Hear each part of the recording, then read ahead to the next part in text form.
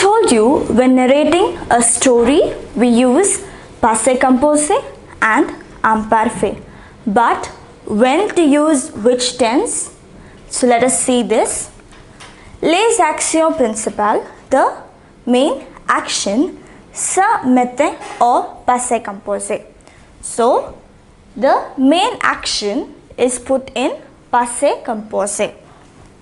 Les descriptions, so the description, les commentaires, les actions habituelles, so the daily habits, the descriptions, etc.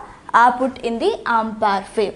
So the principal action, to say that this action was done, you use passé composé.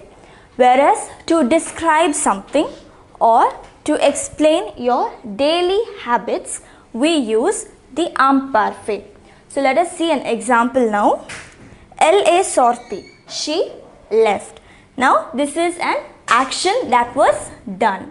So we use passé composé. Elle est sortie. See the next sentence. Il faisait beau. It was beautiful. It is a description. So for a description we use imparfait. Il faisait beau.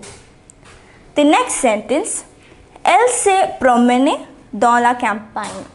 Now this is also an action, so it is in the passé composé. Finally, the last sentence, la nature était belle. The nature had been beautiful.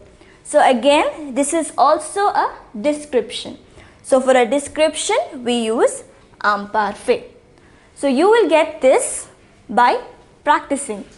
So all you have to know is, if it is a principal action, an action that was done, you use passé composé.